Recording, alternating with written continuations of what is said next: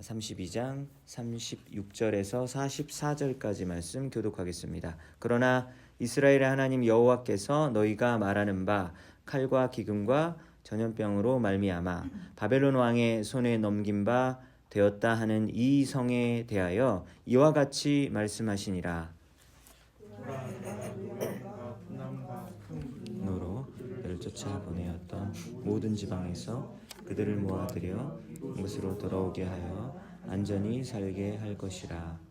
그들은 내 백성이 되겠고 나는 그들의 하나님이 될 것이며 내가 그들에게 한 마음과 일리를 주어 자기들과 자기 후손의 복을 위하여 항상 나를 경외하게 하고 내가 그들에게 복을 주기 위하여 그들을 떠나지 아니하리라 하는 영원한 언약을 그들에게 세우고 나를 경외함을 그들의 마음에 두어 나를 떠나지 않게 하고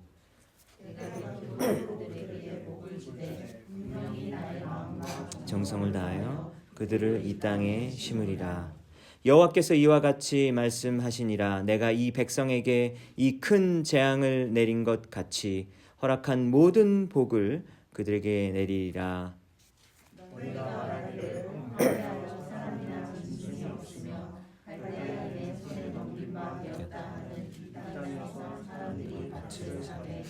베냐민 땅과 예루살렘 사방과 유다 성읍들과 산지의 성읍들과 저지대의 성읍들과 네겝의 성읍들에 있는 밭을 은으로 사고 증서를 기록하여 봉인하고 증인을 세우리니 이는 내가 그들의 포로를 돌아오게 함이니라.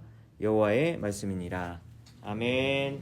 네, 오늘 예레미야 32장 말씀입니다. 오늘 본문은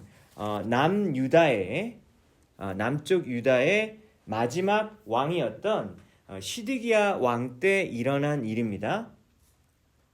시드기야 왕은 지난주에 살펴보았던 것처럼 시드기야 왕의 아버지가 누구였었죠? 그렇죠. 요시야 왕이었습니다. 요시야 왕의 아들이었었죠.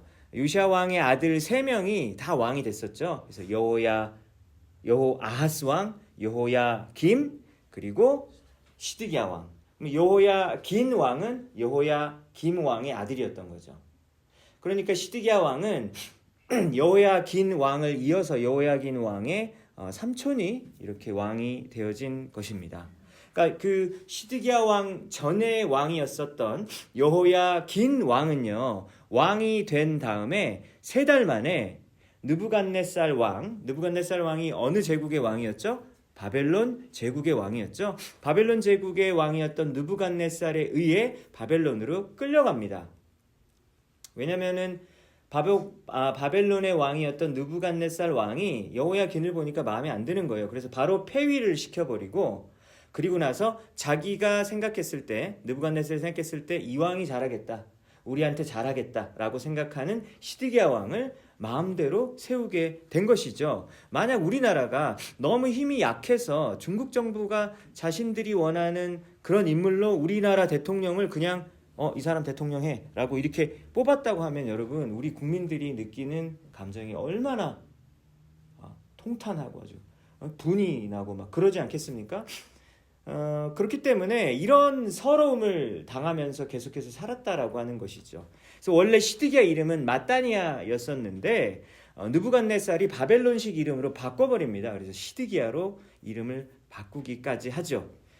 그런데 이렇게 나라가 어렵고 상황이 어렵다면 왕이 좀 정신 차리고 왕을 잘 믿으면 좋겠잖아요. 그죠? 근데 놀랍게도 이렇게 시절이 어려운데 그럼에도 불구하고 하나님을 제대로 섬기지 않았었다라고 시드기야 왕에 대한 평가가 열왕기하에 보면 좋지가 않아요. 악한 왕이었다, 이렇게 평가를 합니다. 왜 이런 평가를 받았느냐? 그 이유 중에 한 가지가 뭐냐면 오늘 보고 있는 예레미야 32장 읽진 않았지만 그 앞절에 보면요, 2절에 어떤 내용이 나오냐면요, 시드기야 왕이 예레미야를 왕궁의 궁궐 안에 근위대의 뜰 안에다가 가둬버립니다. 그러니까 감옥에 넣어버린 거죠. 왜 그랬냐면 예레미야가 하는 그 예언들이 마음에 안 드는 거예요. 예언이 마음에 들지 않기 때문에 시드기야 왕은 자신의 왕권을 이용해서 하나님의 선지자를 그냥 가둬버리는 것입니다. 바벨론 왕이 예루살렘을 멸망시킬 것이다. 그리고 시드기야 왕 당신도 바벨론의 왕에 넘겨질 거다. 이런 말 들으니까 뭐 기분은 안 좋겠죠. 기분은 안 좋겠지만 그 하나님의 말씀을 들어야 되는데 그걸 듣지 않았었던 것입니다. 그래서 32장 처음 부분을 보면요, 지금 남유다의 수도인 예루살렘 그 주위를요 바벨론의 군대가 이미 와가지고 포위를 하고 있었던 그런 시대였었던 거예요. 그리고 예레미야는 그 궁 안에 갇혀 있습니다. 그리고 예레미야가 그 예언했었던 그대로 모든 상황이 펼쳐지는 거예요. 그럼 시드기야 왕 입장에서는 내가 기분은 나쁘지만 상황이 돌아가는 것을 보니까 이게 어떻게 예언자의 말대로 그대로 되어지는가 하고 자기가 뉘우쳐야 되잖아요. 근데 그러지 않은 거예요. 여러분 죄를 좀 지어보셨잖아요. 그죠? 좀 죄 좀 지어보셨습니까? 죄를 지은 우리가 좀 죄의 프로페셔널로서 죄를 짓다 보면요, 자신이 잘못된 길로 가고 있는 거를 때로는 우리가 알고 있거든요. 그런데 그걸 멈출 수가 없는 거예요. 그렇죠? 그리고 더 큰 죄를 짓고 그리고 더 골마 터질 때까지 끝까지 가는 성향이 죄인들 안에 있지 않습니까? 알아요. 아는데도 불구하고 그 마음을 돌이키지 않고 계속해서 마음을 굳게 하고 하나님께 돌아오지 않을 때도 사실 있잖아요. 시드기야가 그런 모습입니다. 예레미야가 지금 궁궐 안뜰에 갇혀있는 이 어려운 고통의 순간에 예레미야에게 특이한 말씀이 하나님으로부터 주어지게 되는데요. 예레미야의 사촌이었던 하나멜이라는 사람이 있었어요. 예레미야의 사촌 하나멜이라는 사람이 예레미야에게 찾아와서 뭐라 그러냐면 아나돗은 예레미야가 태어난 곳이죠. 아나돗에 있는 땅을 사라. 사촌의 땅인데 와가지고 우리 땅을 사라 이렇게 이야기를 했어요. 근데 예레미야가 이 하나멜 사촌의 메시지를 듣고 그 말을 듣고 나서 이것은 하나님의 메시지구나 라고 그렇게 느꼈대요. 그래서 그 땅을 은 17세겔을 주고 자신의 그 사촌의 땅을 삽니다. 돈 주고 사가지고 매매 증서를 써서 주는 거죠. 그래서 예레미야가 그 땅을 사고 나서 그 다음에 하나님께 기도합니다. 하나님, 지금 32장 앞부분에 나온 내용에 있진 않았지만 하나님, 주의 백성 이스라엘을 애굽 땅에서 인도하여서 내시고 적과 꿀이 흐르는 가나안 땅으로 주님께서 인도해 주셨잖아요. 그런데 우리가 그렇게 오랫동안 죄를 짓다가 이 모든 재앙이 닥치게 되었습니다. 바벨론에게 망한 거잖아요. 이런 재앙을 우리가 당하게 됐습니다. 이 모든 것이 주님의 말씀대로 되어졌습니다. 그런데 좀 하나님 궁금한 게 있는데요. 이제 예루살렘이 바벨론 제국에 의해 완전히 이제 넘어가거든요. 이제 좀 있으면 586년이 되면 성전도 무너지고 완전히 이제 넘겨지게 되는데 지금 땅을 왜 사라고 하는 거죠? 땅을 사기 전에 아니면 후에 물어봐요. 너무 어려운 질문인가요? 여러분 지금 듣고 계신가요? 땅 산 다음에 물어봤다고요. 땅을 사고 난 다음에 하나님 이 땅 왜 사라고 그러는 거예요? 이렇게 물어보는 거예요. 이상하잖아요. 그죠? 물어보고 살 것 같은데 산 다음에 물어보는 거죠. 예루살렘은 미래가 보이지 않는 땅인데 왜 이 땅을 사라고 하는 겁니까? 하나님의 말씀이 이해가 되어지지 않는 것이죠. 그러자 하나님께서 예레미야에게 대답합니다. 37절에 보면 이런 말씀이 있어요. 보라, 내가 분노로 쫓아내 보냈던 모든 지방에서 이스라엘 백성들을 모아들여서 이곳으로 돌아오게 하여 안전히 살게 할 것이라. 그러니까 너희가 바벨론으로 끌려갔지만 이미 또 끌려갔잖아요. 그죠? 605년, 597년에 이미 끌려갔다는 얘기 지난주까지 보았습니다. 이미 끌려갔고 그리고 또 앞으로 또 끌려갈 거예요. 끌려갈 건데 계속해서 끌려갈 건데 그럼에도 불구하고 하나님께서는 어떤 계획을 가지고 있냐면 70년이 차게 되면 다시 돌아오게 할 거다. 회복의 메시지를 주시는 거죠. 여러분, 하나님의 백성들이 하나님에게 벌을 받을 수 있지만 그 벌이 끝이 아니다. 회복의 계획이 있다라고 하는 것이 하나님의 말씀이었던 것입니다. 그러니까 땅 사라는 거예요. 회복의 계획에는 구체적으로 어떤 내용이 있었습니까? 방금 읽었었던 37절에 보니까 바벨론에서 예루살렘으로 돌아오게 되는 것. 그리고 38절에 보면 뭡니까? 그들은 나의 백성이 되어지고 나는 그들의 하나님이 되어질 것이다. 여러분, 이것은 하나님과 하나님의 백성들의 관계를 의미하는 거죠. 하나님과의 관계가 회복될 것을 약속하신 거죠. 그리고 39절에 보니까 또 하나님이 어떻게 해주시냐면요. 너희들이 나를 경외하게 될 것이다. 이게 경외하다가 영어 성경에서는 fear God라고 나와요. 하나님을 두려워하다. 그러니까 그 경외하다라는 뜻이죠. 여러분 우리가 크리스찬들은 다른 그 어떤 것들도 두려워할 필요가 없잖아요. 이론적으로 그렇다고요. 그러니까 이제 많이 두려워하는데 두려워할 게 없다고요. 그죠? 미래도 뭐도 두려워할 게 없어요. 그런데 유일하게 두려워해야 할 분이 있다면 하나님이죠. 근데 하나님을 두려워하면 그게 복이에요. 다른 거를 두려워하면 복이 아니거든요. 다른 것을 두려워하면 불안하게 되고 걱정하게 되고 쓸데없는 걱정하게 되고 그렇지도 않을 일을 걱정하게 되고 이렇게 해서 삶이 굉장히 비참해지고 어려워지는데 하나님을 두려워할 때는 나머지 두려움이 없어지죠.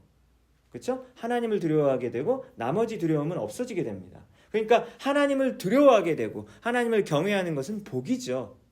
그러니까 그런 복을 회복시켜 주겠다. 한 마음과 한 길로 갈 수 있도록 해주겠다. 그리고 또 마지막 또 어떤 복이 나오냐면요. 내가 떠나지 않겠다라고 하는 영원한 언약, everlasting covenant라고 나와요. everlasting covenant. 영원한 언약을 그들에게 세울 거다라고 말해요. 왜냐면 여러분 지금 이미 막 바벨론에 막 끌려가고 막 성전 무너지고 그러면요. 이게 언약이 이미 이거 완전 깨졌다라고 느낄 수밖에 없잖아요. 아무리 하나님이 맹세하고 약속을 했지만 우리가 배신했고 우리가 죄를 계속해서 짓다가 이번에 언약 다 깨졌겠다 라는 그런 불안감이 엄습할 수밖에 없단 말이죠. 그런데 하나님이 뭐라고 그러냐면 아니야, 영원한 언약을 다시 너희들과 함께 세우겠다라고 말씀하신 겁니다. 그리고 42절에 보니까 뭐라고 그럽니까? 큰 재앙을 내린 것과 같이 허락한 모든 복을 그들에게 내리겠다. 그러니까 재앙도 엄청 커요. 벌도 엄청 세거든요. 그런데 복도 엄청 크겠다라고 주님께서 약속하신 거예요. 재앙을 당한 만큼 복도 내가 풍성하게 내려주겠다라고 주님이 말씀하신 겁니다. 이것이 바로 이게 너보고 지금 사촌 땅 사라고 한 이유야 라고 이렇게 얘기를 해주는 거죠. 여러분 오늘 이 말씀을 통해서 우리가 첫 번째로 우리가 마음에 새겼으면 좋겠는 것은 벌이 끝이 아니다. 그리스도인의 끝은 여러분의 최종 종착역은요 항상 복이에요. 여러분의 최종 종착역은 항상 형통함입니다. 마지막 종착지는 그래요. 중간에 막 힘든 일이 있을지 몰라도 여러분들의 마지막 종착역은요 복과 형통함과 그리고 풍성함과 그리고 영생이에요. 그렇죠? 그래서 하나님을 영접하고 구원이 좀 완성이 됐으면 좋겠는데 영접한 다음에 이제 바로 구원이 완성됐으면 좋겠는데요. 하나님을 믿는 것은 시작에 불과하다라고 성경은 말하고 있습니다. 그래서 주님을 따라가는 길이 긴 journey예요. 그래가지고 아주 길어요. 그죠? 그래서 그 여정 가운데에는 때로는 풍성하고 여유로울 때도 있고 또 때로는 막 부족하게 느껴지고 너무나 험난하게 느껴지기도 합니다. 그리고 오늘 본문에 보니까 하나님의 자녀들은 하나님의 징계와 벌을 받기도 하죠. 이스라엘 민족이 처음 홍해바다를 건넜을 때 이제 막 노예에서 탈출해가지고 홍해바다를 건넜을 때 여러분 그때 남자들만 65만 명 정도니까 전부 다 합치면 한 200여만 명 됐을까요? 그렇죠? 엄청난 숫자의 사람들인데 홍해바다 딱 건너고 났을 때 여러분 모든 사람들의 입에서 뭐가 나왔어요? 찬양. 다 찬양하죠. 여러분 방금 바다 건너고 찬양 안 할 사람 있어요? 바다를 건너고 그 다음에 딱 건너자마자 확 해가지고 이집트 군사 다 죽었잖아요. 여러분 그거 보고 찬양 안 할 사람이 어디 있어요? 다 찬양하죠. 근데 찬양 딱 하고자마자 그 다음에 앞에 이제 광야가 펼쳐지는 거예요. 그러니까 이제 고생길 시작이에요. 이제 갑자기 목이 마른데 물이 없어요. 그리고 배도 고픈데 음식이 당장 떨어지지 않았어요. 그러니까 바로 이제 분노하고 여러분 반역하고 이런 게 막 시작됐잖아요. 그죠? 그리고 또 광야라는 것은 물과 음식이 그렇게 계속해서 부족할 것 같은 그런 불안감을 경험하게 되고 식량도 만나가 이제 하늘에서 떨어져야지 그날 걸 먹고 사는 거잖아요. 그럼 다음 날 안 떨어지면 어떡하죠? 다음 날 안 떨어지면 여러분 어떡하냐고요. 그러면 굶는 거잖아요. 그래서 여러분들 체킹 어카운트에 세이빙 어카운트에 오늘 딱 쓸 거만 있는 거예요. 딱 20불 있어요. 그 빵 사고 끝. 내일부터 0불이에요. 괜찮으세요? 돈 많으시니까 괜찮으시죠? 세이빙이 좀 풍성하시면 괜찮잖아요. 그런데 진짜로 광야에서 여러분 살았던 사람들은 전부 다 합쳐갖고 그날 하루 떨어지는 것밖에 없어요. 그쵸? 그런데 안식일 되기 전에는 이틀째게 떨어졌죠. 왜냐하면 안식일에는 일하지 말라고 이틀치를 주셨단 말이죠. 그러니까 사람들이 이제 오늘 것밖에 없는 거예요. 하늘에서 떨어지는 게. 그러니까 사람들 마음속에 좀 더 꽁쳐야겠다. 이런 생각이 왜 안 들었겠냐라고 하는 거예요. 왜냐하면 내가 아무리 노력해봤자 먹고 사는 문제가 해결되어지지 않는 땅이 광야이기 때문이죠, 여러분. 근데 이렇게 불확실한 시간이 무려 40여 년이나 지속되다 보니까 어려움을 겪는 것도 힘든데 그 어려움이 장기간으로 되면요. 여러분 어려움 처음에 겪었을 때 믿음으로 다 반응할 수 있죠. 근데 여러분 그 기간이 굉장히 길어지면 그때서야 자기의 실체가 드러나지 않습니까? 자기 성질, 자기 인격, 자기 신앙, 자기 믿음이 드러나게 됩니다. 잘되고 형통할 때는 모든 것이 좋아 보입니다. 그러니까 여러분 곳간에서 인심난다는 얘기 들으셨죠? 내가 막 되게 여유로우면요 옆에 힘든 사람 있을 때 그래 이렇게 막 풍성하게 주고 그래요. 근데 막 내 것도 막 없고 부족하면요 막 신경 날카로워지거든요. 여러분 안 그러실 것 같을지 모르지만 사람이 다 그렇단 말이죠. 하나님도 좋고 내 삶도 어느 정도 만족하고 그렇게 하면요 작은 스트레스거리 정도는 내 여유로운 마음으로 극복할 수 있어요. 19세기 영국의 작가 제임스 앨런이 이런 말을 했다고 합니다. 고난은 인격을 만들어내는 것이 아니라 인격을 드러낸다. 이런 말을 했대요. 그러니까 여기 인격이라는 단어 대신에 신앙을 넣어도 어느 정도 말이 될 것 같다라는 생각이 들더라고요. 고난은 신앙을 만들어내는 것이 아니라 드러내는 것이다. 그러니까 이게 무슨 말인 것 같냐면 고난을 당하는 것 자체가 어떤 사람을 신앙 좋게 만들어낼 수는 없다. 여러분 고난만 당하면 좋은 신앙 되나요? 그런 경우도 있지만 안 그런 경우도 있더라고요. 고난 당한 것에 대해 내가 고난을 많이 당했어요, 여러분. 어려움을 많이 산전수전 다 겪어본 사람이에요. 그러면은 내가 이렇게 험난한 인생을 살았다는 것에 대해서 그것 자체에 대해서 자부심을 가지는 사람이 의외로 꽤 많더라고요. 그러나 여러분 고난 때문에 오히려 성격이 모가 나게 되고 그리고 막 분노 조절이 안 되어지는 그런 사람도 만들어지더라고요. 그래서 이런 경우는 고난 때문에 더 성숙해졌다라고 절대 말할 수가 없잖아요. 그 사람한테는 차라리 고난이 오히려 독이었어요. 그리고 자신보다 고난을 덜 겪은 사람을 보면 네가 이런 어려움을 알겠어? 라는 그런 생각하잖아요. 그건 뭐예요? 그냥 되게 자기가 고난을 많이 겪은 것에 대한 그냥 자부심인 거죠. 너가 인생을 알아? 나는 이런 것도 겪어본 사람이야. 눈물 젖은 빵을 먹어보지 않는 자가 어떻게 인생의 의미를 알겠어? 여러분 이렇게 생각하게 되면은 고난이 오히려 독이 되어지고 헛된 교만에 빠뜨리게 되는 오히려 그런 함정이 되어질 수 있다라고 하는 것이죠. 이스라엘 민족이 수백여 년간 이집트 노예로 살다가 난민처럼 40년을 유랑했습니다. 나라를 잃고 떠돌아다니는 난민들의 그 비극에 대한 뉴스를 여러분 요즘에 보셨잖아요. 막 지중해에서 아직도 막 보트에서 빠져 죽고 그러잖아요. 수백 명이. 그리고 지금 텍사스 국경 그쪽에서도 얼마나 많은 사람들이 난민들이 거기서 기다리고 있습니까? 열어주지도 않을 거를 기다리고 있잖아요. 그죠?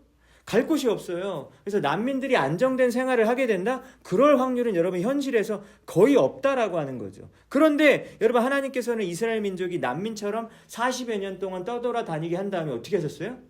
젖과 꿀이 흐르는 땅을 선물로 주셨잖아요. 그래서 여호수아서를 보시면 12지파가 막 땅을 분배해서 나눠 가집니다. 우리가 어느 땅 가질까? 이게 여러분 얼마나 배부른 여러분 고민이에요? 우리가 어디 땅 가질까? 어디 땅 가질까? 니네 이 땅 빨리 가져야지. 믿음으로 취해야지. 막 이런 얘기 하잖아요. 이거 여러분 파격적인 복이에요. 그렇죠? 여러분 그러면 이 정도의 복을 받았다면 이스라엘 민족은 당연히 감사하고 찬양하는 게 도리인데 오히려 하나님을 배신하고 그리고 오늘 예레미야가 얘기했던 것처럼 우리가 이렇게 된 것은 우리가 계속해서 우상 숭배를 해왔기 때문입니다. 여러분 무려 몇 년이냐면 거의 1000년에 가까운 세월이에요. 망하기 거의 1000년에 가까운 세월 동안 계속해서 하나님께 반역했다라고 하는 것입니다. 여러분 망하고 이렇게 민족이 이렇게 사라졌다라고 해도 이들은 할 말이 없을 지경이에요. 벌 받는 건 당연한 일이라고 하는 것이죠. 신명기 8장 5절에 보면 너는 사람이 그 아들을 징계함과 같이 네 하나님 여호와께서 너를 징계하시는 줄 마음에 생각하라, 이런 말이 있거든요. 그래서 오늘 하나님의 징계를 받은 모습이 드러나 있는데, 여러분 하나님의 징계 속에는 어떤 의미가 있습니까? 하나님이 우리를 자녀로서 사랑한다라고 하는 것이죠. 여러분 자녀가 아니면 때릴 수가 없습니다. 여러분 옆집 애들 때리셨나요? 그러면 바로 불려가죠. 경찰에 잡혀갑니다. 자기 자녀이기 때문에 징벌을 내릴 수 있는 것이죠. 그렇기 때문에 하나님의 사랑이다라고 이야기하는 것입니다. 혹시 여러분들이 죄를 지었는데 아무 일도 안 일어나는 경우 혹시 경험해 보셨나요? 저도 있어요. 죄를 졌는데 아무 일도 안 일어나요. 그러면 기분이 좀 좋았어요. 아, 이번 거 넘어갔구나. 그런데 이게 여러분 계속되면 이런 게 좋은 게 절대 아니죠. 왜냐하면 하나님이 나 죄악 가운데 이렇게 뒹굴어도 주님이 그냥 날 버리셨나? 라고 오히려 할 만큼 오히려 더 불안한 것 아니겠습니까? 하나님의 징계를 받는 것은 사랑의 표현인 것이죠. 여러분 요한계시록 3장 19절에는 어떤 말이 나와 있습니까? 물은 내가 사랑하는 자를 책망하여 징계하노니 그러므로 네가 열심을 내라, 회개하라. 여러분 하나님께서 징계를 주신 목적이 무엇입니까? 열심을 다시 내라고 하는 거예요. 하나님을 향한 열심을 다시 내라, 그리고 회개하라. 그러니까 죄에서 돌이키기를 원하기 때문에 이때 딱 하나님께서 우리에게 강한 체벌을 주시는 것이죠. 그래서 그 체벌을 통해서 하나님께 오히려 돌아올 수 있다면 여러분 그것은 오히려 큰 복이 되어질 수 있다라고 하는 것입니다. 여러분 우리 크리스찬들에게는 징벌이 끝이 아닙니다. 그 다음에 하나님께서 우리에게 예비하신 복과 형통함과 영생이 우리에게 주어질 줄로 믿습니다. 여러분 혹시 여러분 요즘에 주님과 좀 멀어지셨습니까?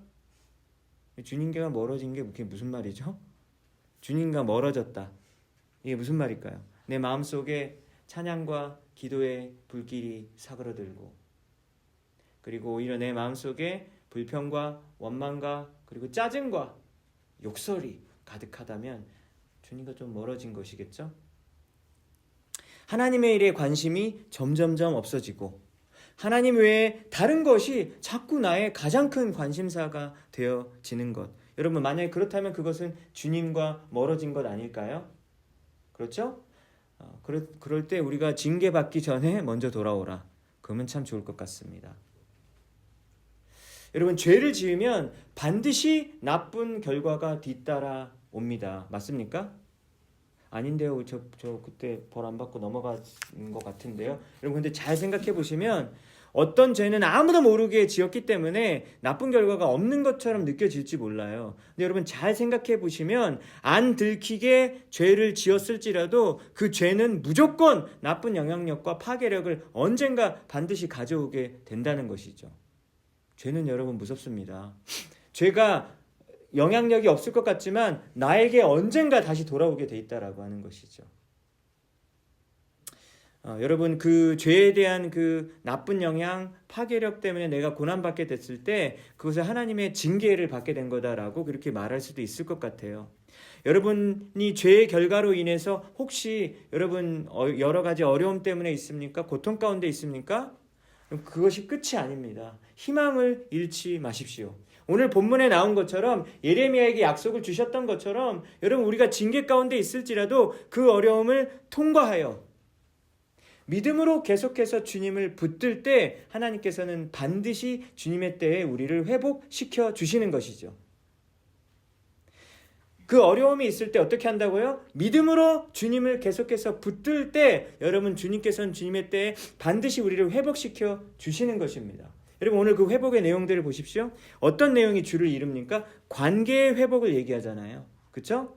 나는 하나님의 백성이 되어지고 그리고 하나님이 나의 하나님이 되어주신다라고 하는 그 회복의 약속입니다. 그리고 우리를 하나님을 경외하는 자로, 하나님을 두려워하는 자로 만들게 해주신다는 약속이죠. 나의 배신과 죄악 때문에 아브라함의 그 언약이 나한테는 깨진 것 같아 라고 느껴질지 모를지라도 하나님이 영원히 깨지지 않는 그 언약을 주신다고 또 40절에서 우리에게 약속의 말씀을 주셨습니다. 여러분 어려움 가운데서도 계속해서 믿음으로 주의 말씀을 붙들고 앞으로 나아가시는 여러분들 되시기 바랍니다. 두 번째, 여러분 오늘 말씀을 생각해서 볼 때 예레미야가 계속해서 망해가고 있는 이 예루살렘 땅을 돈 주고 샀잖아요. 예루살렘의 망함은 지금 현재 진행형인데 왜 이 땅을 돈 주고 사야 되나? 여러분 혹시 이렇게 땅 사시면요 부동산 투자 실패하시는 겁니다. 그렇죠? 앞으로 오를 땅을 사셔야죠. 그러나 예레미야는 하나님의 명령을 따라 은을 주고 땅을 산 그 다음에, 땅을 사고 난 다음에 왜 사냐고 하나님에게 물어보았잖아요. 그러니까 왜 땅 산 다음에 물어보냐는 거죠. 물어본 다음에 사는 게 아니라. 그런데 여기 예레미야가 왜 샀죠? 그 사촌이 왔었을 때, 하나멜이 왔었을 때 이것이 하나님의 말씀인 줄 알았다 그러잖아요. 그렇죠? 하나님의 말씀인 줄 분별했기 때문에 순종한 거죠. 모든 것이 확실치 않아도 이것이 하나님의 음성인 줄 본인이 믿고 확신했기 때문에 여러분 잘 보이지 않는 그 길을 걸어갔던 겁니다. 먼저 그 스텝을 뗀 거죠. 여러분 하나님의 뜻이 분명히 맞다고 믿어가지고 순종을 했는데 막상 그 길을 가다 보면 그러함에도 불구하고 큰 어려움과 장애를 맞닥뜨리게 되는 경우도 있거든요. 그렇지만 여러분 계속해서 순종하고 그 길을 걸어간다면 여러분 그것이 참 믿음이에요. 왜냐하면 100% 확인이 되고 막 돌다리도 다시 두들겨보고 하고 난 다음에 걸어가는 거는 여러분 좀 믿음이라고 하기 좀 곤란하잖아요. 왜냐면 내가 다 계산해보고 내가 분석해보고 검증도 다 해보고 경험도 다 해봤고 딴 사람들도 다 그렇다고 하니까 그러니까 내가 선택한 거예요. 그럼 여러분 그게 믿음이에요? 믿음이 아닐 수도 있잖아요. 그렇죠? 여러분 스탠리 하워스라고 하는 듀크 대학교 기독교 윤리학 교수가 기독교는 모든 문제에 대한 답을 다 알아내는 것이 아니라 모든 문제에 대한 답을 얻어내는 것이 아니라 신비함 또는 이해할 수 없는 일을 우리가 받아들이고 질문과 함께 살아가게 되는 것이다. 이런 말을 했습니다. 그러니까 여러분 우리 그리스도인의 삶은요 모르는 게 많이 있을 수 있다는 거죠. 물음표가 계속해서 함께 하면서 우리가 살아가는 거예요. 그게 믿음이라는 거예요. 여러분 몰라도 가는 거예요. 여러분 다 알아서 갑니까? 다 알아서 가는 게 아니잖아요. 몰라도 그 길을 뿌연 그 안갯길 같은 곳을 걸어가는 것이 여러분 믿음이다라고 하는 것이죠. 여러분 예레미야 그 개인 인생을 보면 참 진짜 너무 안 됐어요. 하나님의 부르심을 받고 난 다음에 하나님 말씀을 계속 담대하게 전했는데 끊임없는 고난 속에 살았고 오늘도 그 시드기야 왕이 붙잡아가지고 그냥 거기 감옥 안에 갇혀 있잖아요. 그리고 그 예레미야의 말로는 어떻게 됐냐면 결국은 이집트로 끌려갔다라는 그 기록이 나옵니다. 이집트로 끌려가가지고 돌 맞아서 죽었다라고 이렇게 트래디션이 이렇게 전하고 있어요. 하나님을 위해 충성을 다했지만 여러분 소위 말해서 세상적인 축복이 안 주어졌는데 언제까지 안 주어졌냐면 죽을 때까지 안 주어진 거예요. 여러분 그래도 그 길을 걸어가시겠습니까? 네, 아무도 대답을 안 하시는군요. 솔직해서 좋습니다. 여러분 만약에 우리의 삶이 예레미야 같다면 예레미야는 싫어요. 딴 사람이었으면 좋겠어요. 그런지 모르겠는데 여러분 예레미야의 삶이 여러분 그렇게 끝났고 예수님의 12제자들의 삶을 보면 대부분이 그렇게 끝났잖아요. 여러분 그렇지 않나요? 하나님 도대체 왜 이런 거예요? 왜 이런 거예요? 그 이유를 다 알지 못한다라고 하는 것이죠. 우리가 다 알지 못하지만 그 모르는 그 길을 걸어가는 그 길은 믿음입니다.